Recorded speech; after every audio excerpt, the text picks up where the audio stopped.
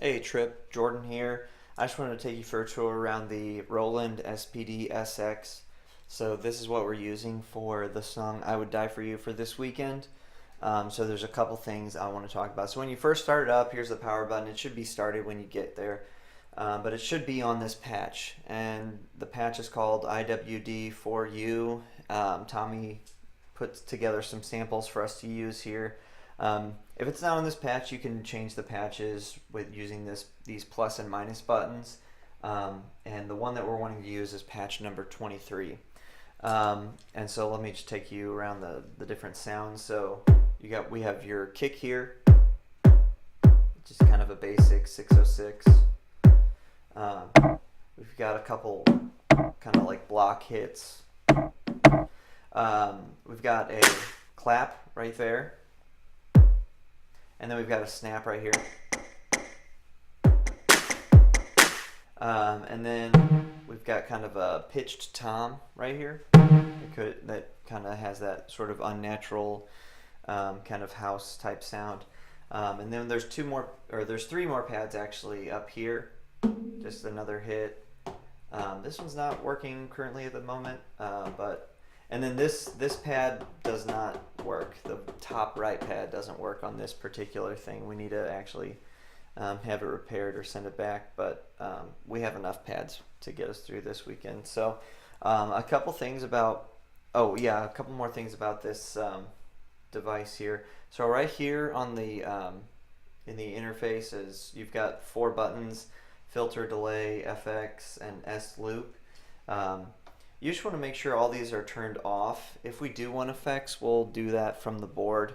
And so we just don't want any kind of weird sound coming from this.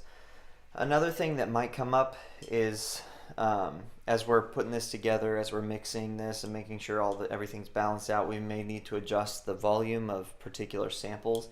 And the way we do that, so say the kick is too loud or something. So we would hit the kick pad, and then you can press this button here. It says pad vol, and that's how you would adjust the volume on a particular pad.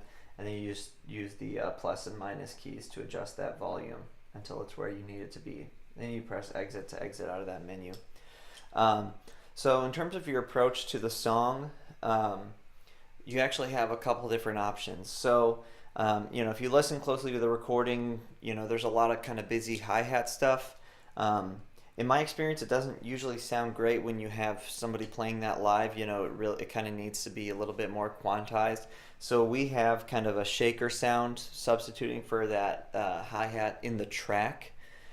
So you don't really have to worry about that. You can kind of focus on the kick, the snare, and kind of those tom hits.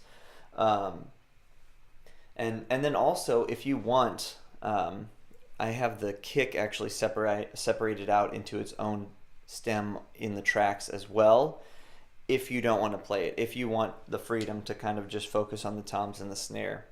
Or you can play it. It's whatever you want to do is fine, but that option is available if you don't want to play the kick. It's mostly like, well, I think every time that the kick is in, it's just 4 on the floor, So, it's kind of boring anyway, but it's totally up to you, whatever you want to do. Let me think. I don't think there's really anything else. Oh yeah, if you're listening to it, I mean, you can listen to it and try to think like, oh yeah, I want to replicate this, I want to replicate that. But don't feel like you have to stick, literally precisely to the recording. Obviously, the recording that we have up there is a remix of a studio version of a song, so it's pretty far removed from live. And so, I mean, feel free to make adjustments to kind of change things up in order to have it fit the live format that we have in our rooms. Whatever you think, and then work with your the music director and the producer for the room.